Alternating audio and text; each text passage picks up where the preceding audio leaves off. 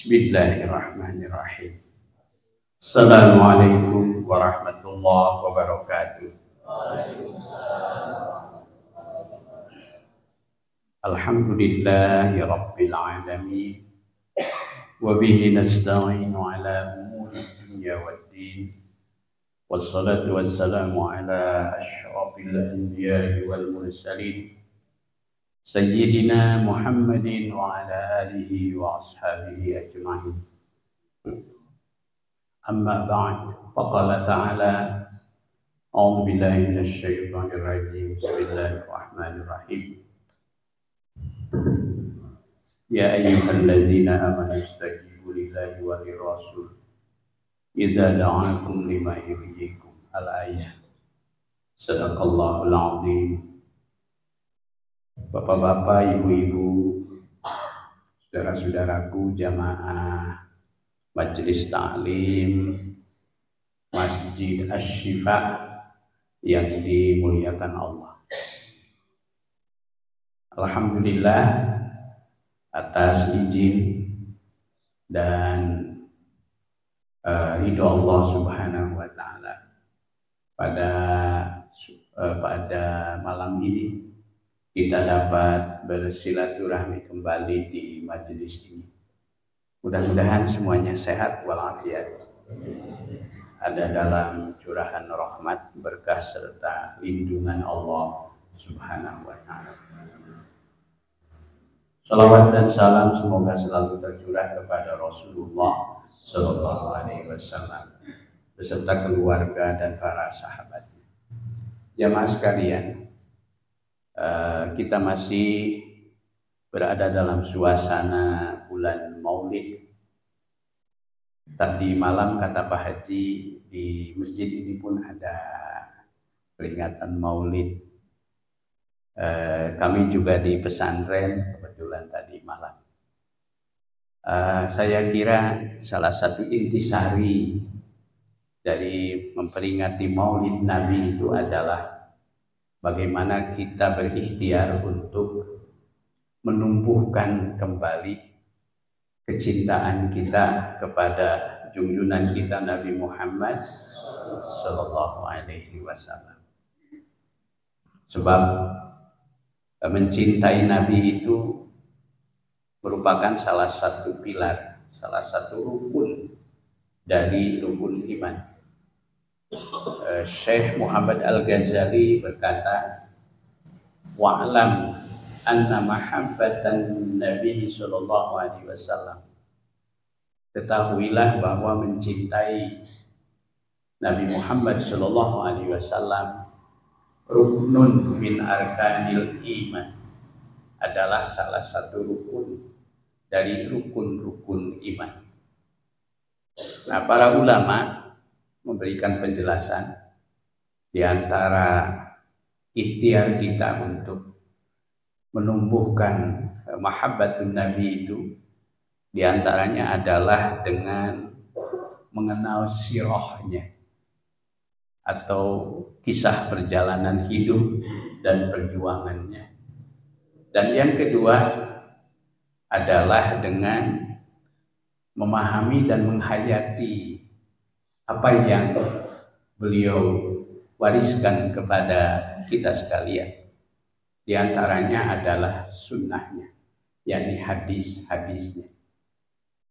Maka dalam kajian kita malam ini, kita ingin mengenal lebih detail, lebih jelas, lebih lengkap tentang hadis-hadis pilihan Rasulullah sallallahu alaihi wasallam yang dihimpun dalam hadis Arba'in An-Nawawi rahimahullah. Pada pertemuan kita yang lalu kita sudah membahas tentang hadis yang pertama dari hadis Arba'in, yaitu tentang urgensi niat dalam setiap amal.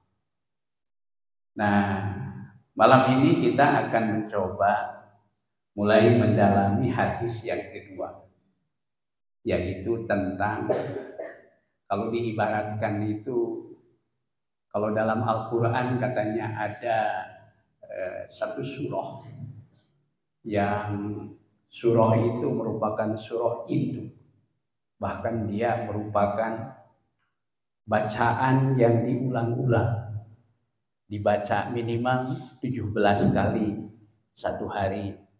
Karena itu disebut namanya Ummul Quran atau Ummul Kitab.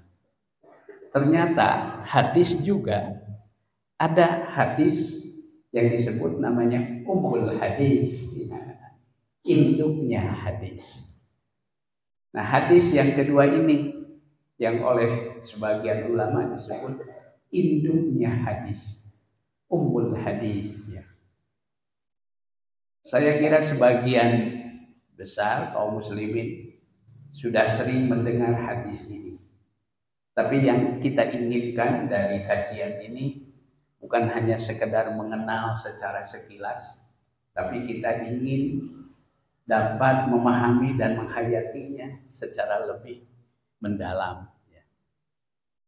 Hadis yang dimaksud adalah hadis tentang Islam, iman, dan ihsan.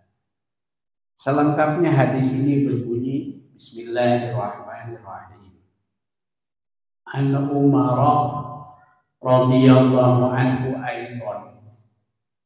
Hadis ini diterima juga dari Sayyidina Umar radhiyallahu anhu, semoga Allah ridho kepada beliau. Qala, berkata Sayyidina Umar, bainama nahnu julusun, tatkala kami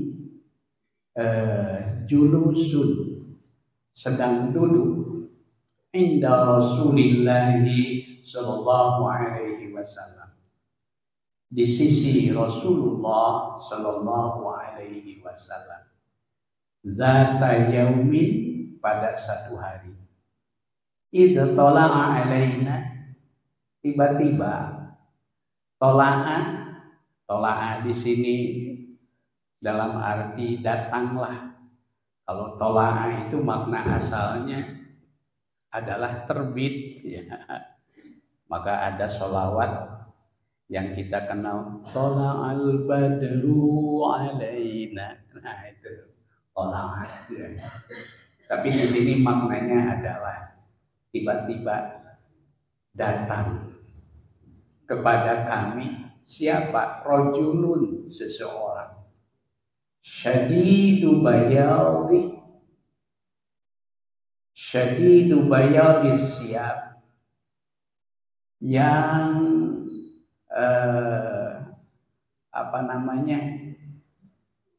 sangat putih ya. Sangat putih bersih gitu. Bajunya ya. Syadidus sawadi sya'ri, sangat hitam rambutnya ya. Sangat hitam rambutnya ya.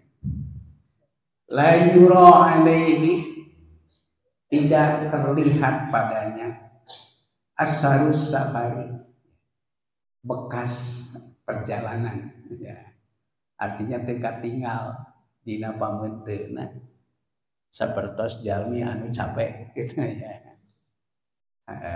Seperti capeknya orang yang melakukan perjalanan jauh. Jadi sangat segar. Wala ya'rifuhu, dan tidak mengenalnya, minna, dari kami kepadanya, ahadun, seorang pun. Hatta jalasa, sehingga dia duduk, ilan Nabi sallallahu alaihi wasallam, duduk mendekati Nabi sallallahu alaihi wasallam. Fa asnada rukbataihi, lalu dia menyandarkan kedua lututnya, ila rukbataihi, ke lutut Rasulullah sallallahu alaihi wasallam, wa wada'a kafaihi, dan meletakkan kedua telapak tangannya, ala fakhdaihi, di atas kedua pahanya, wa qala, lalu dia berkata, "Ya Muhammad, wahai Muhammad, akhbirni anil Islam. Beritahukan kepadaku tentang Islam." Faqala Rasulullah sallallahu alaihi wasallam. Lalu bersabda Rasulullah sallallahu alaihi wasallam, "Al-Islamu, Islam itu antashhada, bahwasanya engkau bersaksi alla ilaha illallah, bahwasanya tidak ada ilah kecuali Allah, wa anna Muhammadan, bahwasanya Muhammad Rasulullah adalah utusan Allah, wa tuqimas salata, dan mendirikan salat, wa tu'tiyaz zakah, dan menunaikan zakat, wa tasuma Ramadan, dan berpuasa Ramadan, wa tahujjal bait, dan engkau berhaji ke al-bait, in istata'ta, jika engkau mampu, ilaihi, kepadanya, sabilan, di jalannya. Qala, lalu berkata orang itu, sadaqta, Anda benar. Fa'ajibna, maka kami heran, lahu, kepadanya. Yas'aluhu, dia bertanya kepada Nabi, wa yusaddiquhu, dan dia membenarkan apa jawaban yang disampaikan oleh Nabi. Qala, lalu dia berkata, fakhbirni anil iman, maka beritahukan kepadaku tentang iman. Qala, bersabda Nabi, antu'mina billah, iman itu engkau beriman kepada Allah, wa malaikatihi, dan kepada para malaikatnya, wa kutubihi, dan kepada kitab-kitab sucinya, wa rusulihi, dan kepada para rasulnya, wal yaumil akhiri, dan kepada hari akhir, wa tu'mina bil qadari, dan engkau beriman kepada qadar, khairihi wa syarrihi, yang baiknya dan yang buruknya. Qala, berkata orang itu, sadaqta, Anda benar. Qala, lalu berkata lagi, fa akhbirni anil ihsan, maka beritahukan kepadaku tentang ihsan.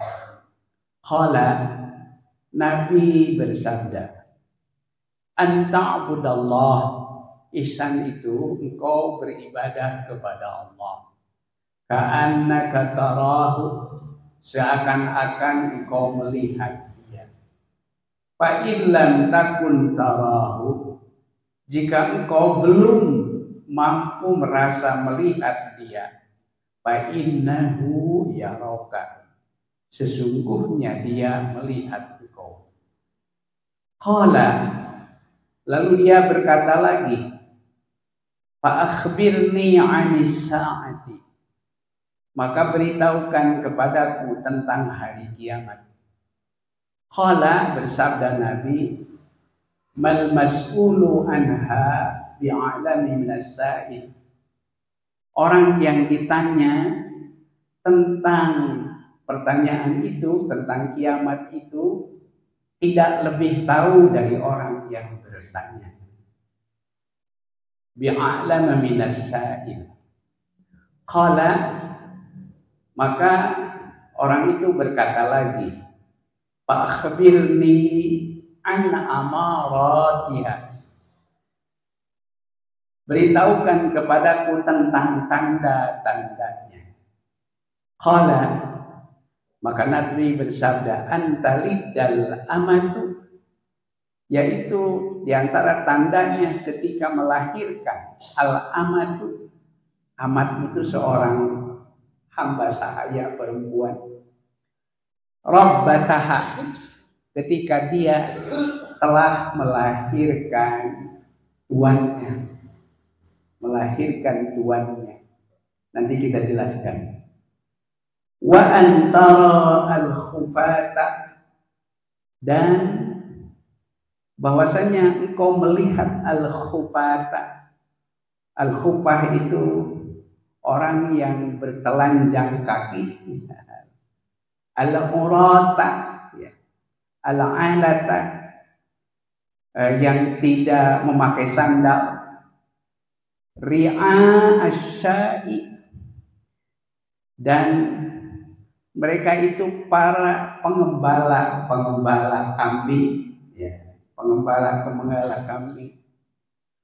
Yatatawaluna, mereka telah berlomba-lomba saling meninggikan.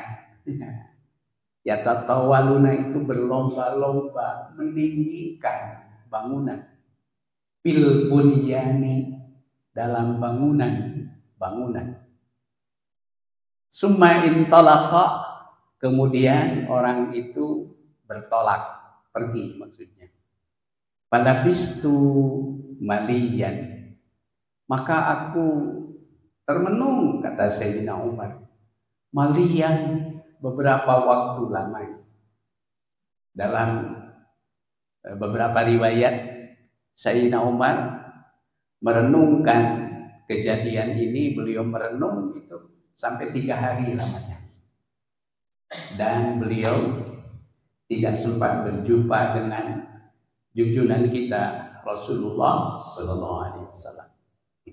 Setelah 3 hari kemudian Sayyidina Umar bertemu dengan Rasulullah Sallallahu Alaihi Wasallam. Summa qala, kemudian Nabi berkata, bersabda kepada Sayyidina Umar, ya Umar, wahai Umar, atadri manis sa'il, tahukah engkau siapakah orang yang bertanya pada beberapa waktu yang lalu itu? Qultu, kata Sayyidina Umar, aku berkata, Allah wa rasuluhu a'lam, Allah dan Rasulnya lebih mengetahui. Maka qala, maka bersabda Nabi, fa innahu Jibril, sesungguhnya dia adalah Jibril. Atakum, dia datang kepada kamu sekalian. Yu'allimukum, dengan maksud untuk memberi pengajaran kepada kamu sekalian, dinakum, tentang agama kamu sekalian. Maka hadis ini luar biasa. Hadis ini memiliki kedudukan yang sangat tinggi. Misalnya dijelaskan oleh Ibnu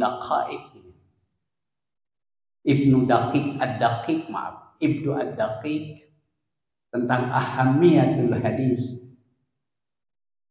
Ibnu Ad-Daqiq Al-Aid berkata, inilah hadis yang istimewa, mencakup semua amal lahir dan batin. Ilmu syariat semuanya bermuara pada hadis ini. Hal ini disebabkan karena hadis ini menghimpun ilmu sunnah. Karena hadis ini merupakan induk dari sunnah. Hal itu sebagaimana surah Al-Fatihah. Surah Al-Fatihah yang disebut sebagai induk dari kitab suci Al-Quran. Jadi hadis ini disebut dari Ummus Sunnah, induk dari As-Sunnah. Di dalamnya mengandung semua makna-makna Al-Quran, Al-Hadis, ya.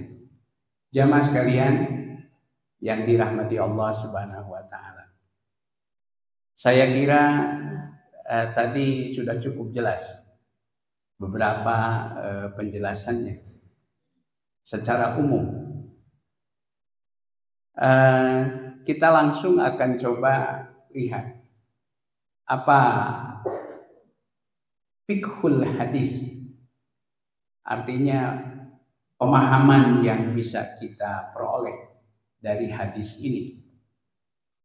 Di antaranya yang pertama, hadis ini memberikan satu pengajaran penting, yaitu satu, membaguskan pakaian dan penampilan. Apalagi ketika kita hendak pergi ke masjid, ya, membaguskan pakaian.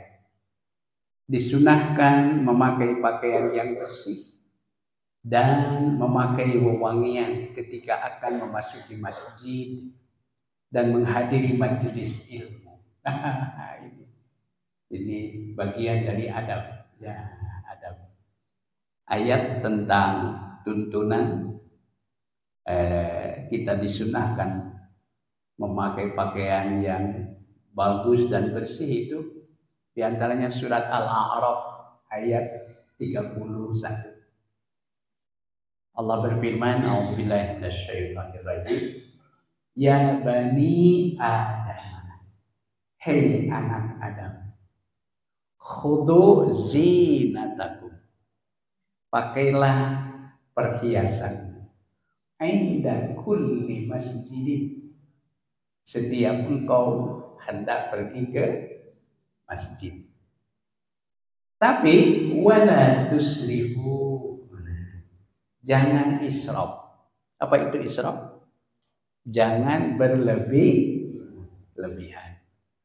Cek bahasa baru dakon, jangan narsis, narsis. Jangan berlebih-lebihan. Misalnya contoh warna tidak mencolok, warna tidak mencolok. Ataupun wewangian, pakai wangian juga tidak mencolok, tidak sampai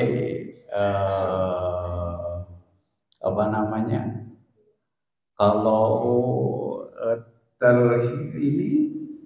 terhirup oleh terutama ini kaum Adam sampai kelepek-kelepek.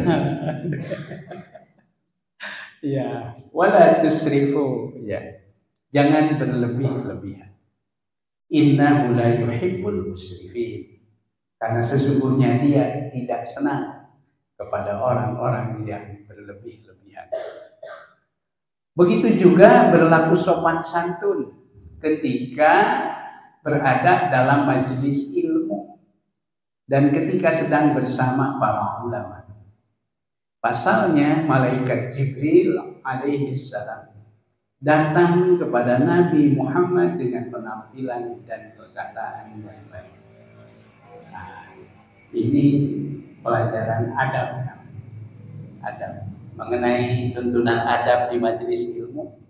Secara lebih lengkap bisa dilihat di surat Al-Mujadalah ayat 11.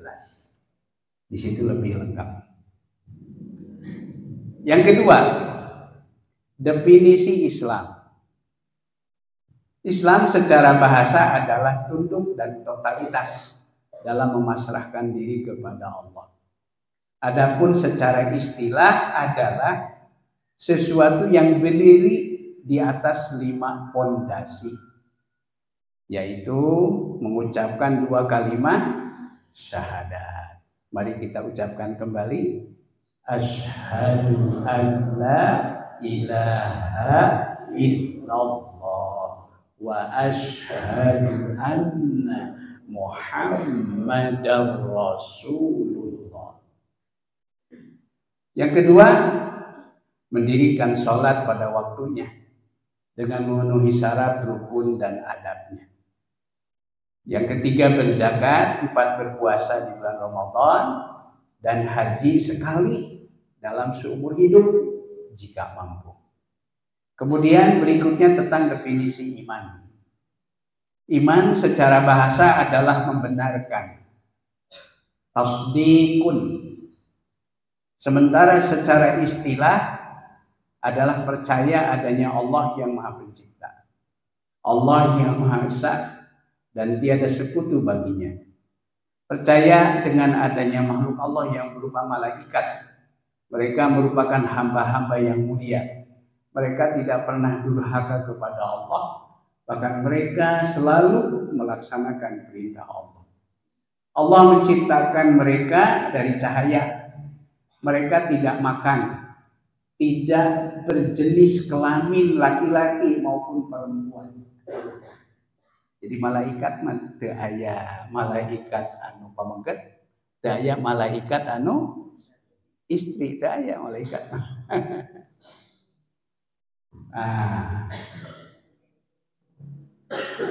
Kemudian malaikat itu tidak berkembang biak. Tidak berkembang biak. Namun tiada yang mengetahui jumlah mereka kecuali Allah Subhanahu wa taala. Percaya kepada kitab-kitab langit yang telah diturunkan Allah. Kitab-kitab tersebut merupakan hukum-hukum Allah sebelum masa ketika manusia merusak kemurniannya. Kemudian percaya kepada semua rasul yang telah Allah pilih untuk memberi petunjuk kepada manusia. Mereka diberi kitab-kitab. Kita harus yakin bahwa mereka adalah para manusia yang dijaga kesuciannya. Saya kemarin dalam sambutan di depan para santri, saya kasih pertanyaan. Apa bedanya Rasulullah Shallallahu Alaihi Wasallam dengan kita sebagai manusia biasa? Nah, di antara perbedaannya, pertama, kalau Rasulullah itu diperingati, itu kelahirannya, bukan kewafatannya. Tetapi sebagian kita, termasuk para ulama, yang diperingati itu sepeninggalnya, bukan hari lahirnya, tapi apa? Hari wafatnya. Ya, hari wafatnya. Hari wafatnya. Yang oleh sebagian kalangan memperingati hari wafatnya itu disebut sebagai haul. Haul.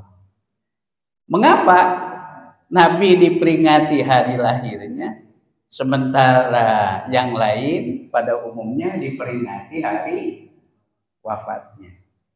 Karena jejak rekam para nabi, terutama junjungan kita Nabi Muhammad Sallallahu Alaihi Wasallam, sejak beliau lahir hingga beliau wafat, itu semuanya sempurna, tidak ada celahnya.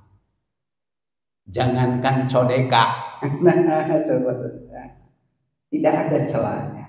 Semua jejak rekamnya itu sempurna. Berbeda dengan jejak rekam kita sebagai manusia. Nah, disitulah. Maka yang diperingatinya itu adalah hari kelahirannya. Walaupun kalau menurut tuntunan fikih itu memang sifatnya ijtihadiyah. Ini sedikit saya kasih pengetahuan. Kalau menurut HPT itu himpunan putusan tarjih. Kalau di Muhammadiyah itu hasil putusan tarjih itu disebut namanya HPT. Bagaimana kesimpulan HPT tentang Maulid Nabi? Sedikit pengetahuan. Menurut putusan tarjih itu memperingati Maulid Nabi itu tidak ada tuntunannya secara nas, baik Al-Quran maupun As-Sunnah, dalam arti yang memerintahkan. Tapi juga tidak ada tuntunannya baik secara nas Al-Quran maupun hadis yang melarangnya. Itu hasil penelitiannya. Daya keterangan Al-Quran sareng hadis anu miwara. Tapi daya oge keterangan Al-Quran sareng hadis anu melarang. Karena itu status hukumnya adalah ijtihadiyah. Sesuatu yang ijtihadiyah itu bisa menjadi maslahat bisa menjadi anjuran, dianjurkan. Kalau di dalamnya dimaksudkan untuk meningkatkan atau setidaknya menguatkan, yaitu kemaslahatan dan kebaikan. Karenanya memperingati Maulid Nabi itu dia bisa menjadi sesuatu yang mustahab, yang dianjurkan kalau di dalamnya mengandung muatan-muatan kebaikan. Salah satunya kebaikannya adalah bagaimana kita tadi dia dimaksudkan untuk menghidupkan kembali mahabbatun Nabi, kecintaan kita kepada Nabi Muhammad Sallallahu Alaihi Wasallam. Dan di samping itu juga diisi dengan muatan-muatan kemaslahatan.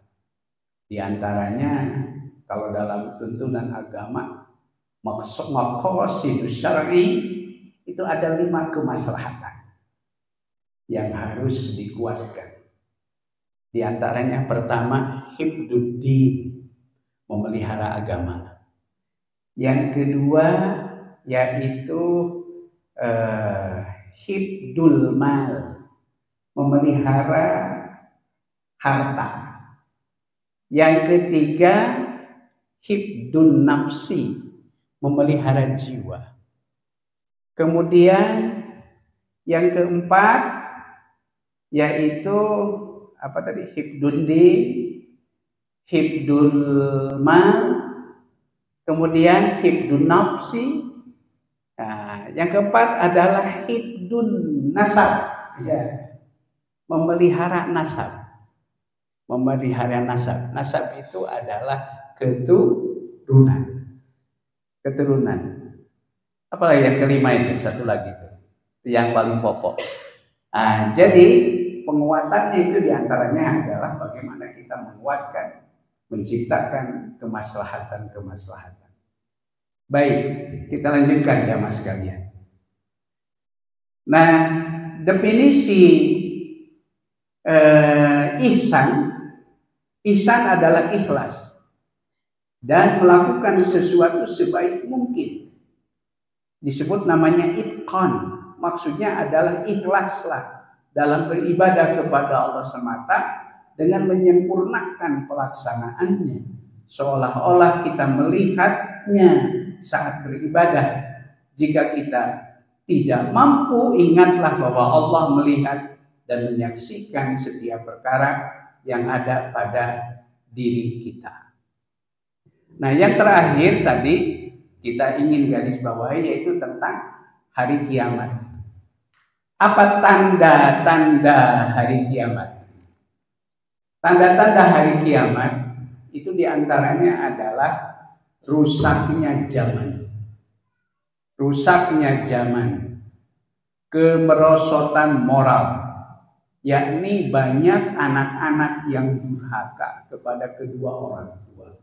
Na'udzubillahi min dzalik. Mereka memperlakukan orang tua layaknya seorang majikan yang memperlakukan budaknya.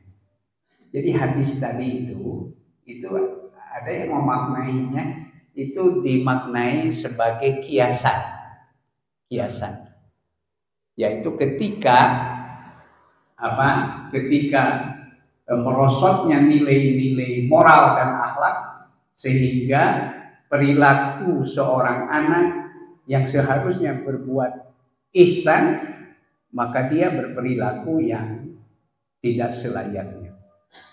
Yang kedua, kacau balaunya berbagai urusan hingga masyarakat bawah bisa menjadi para pemimpin dan penguasa. Istilah pawayangan si cepot jadi raja. Itu ketika sudah zamannya si cepot jadi raja. Si cepot jadi raja dan urusan diserahkan kepada yang bukan ahlinya. Ini kemarin kita melihat kerusuhan, meledaknya kerusuhan itu. Nah, di antaranya Pak polisi saya kira sependapat ya.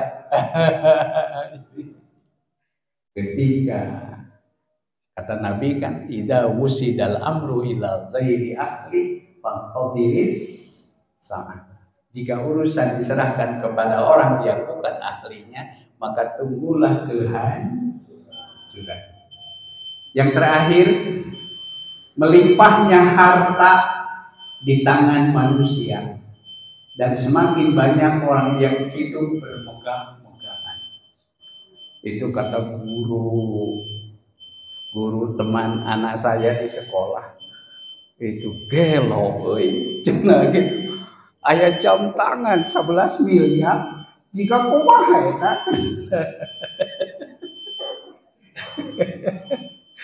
Masya Allah. Itu isop namanya, itu isop. Orang membangga-banggakan istananya yang mewah, juga kesenangan-kesenangan duniawi. Mereka menjadi sombong dan congkak. Ini kalau perilaku sudah para pejabat berperilaku flexing, apa namanya? Flexing ya. Apalagi di tengah-tengah masyarakat yang sedang kesulitan, maka istilah bahasa Jermannya, ada istilah bahasa Jermannya, Pak.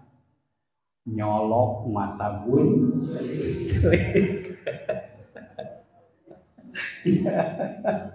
ya gitu lah. Nah, jadi agama ini betul-betul memberikan tuntunan kepada kita sekalian bahwa kesolehan hidup itu bukan hanya kesolehan ritual, bukan hanya kesolehan seremonial, tapi juga kesolehan dalam kehidupan kita secara seutuhnya. Mudah-mudahan kita semuanya dapat diberi kemudahan oleh Allah Subhanahu wa Ta'ala untuk mengamalkan tuntunan ajaran Islam ini sesuai dengan kapasitas kita masing-masing. Kepada Allah kita bermohon semoga amal ibadah kita diterima Allah Subhanahu wa Ta'ala, diampuni atas segala dosa-dosa dan kehilangan kita. Rabbana innana sami'na munadiyan yunadi lil iman an aminu bi rabbikum fa amanna. Rabbana faghfir lana dzunubana wa kaffir 'anna sayyi'atina wa tawaffana ma'al abrar. Rabbana taqabbal minna innaka antas samiul 'alim wa tub 'alaina innaka antat tawwabur rahim. Rabbana atina fid dunya hasanah wa fil akhirati hasanah wa qina adzabannar. Wa sallallahu ala nabiyyina Muhammad wa ala alihi washabbihi wasallam. Alhamdulillahirabbil alamin. Assalamualaikum warahmatullahi wabarakatuh. Waalaikumsalam.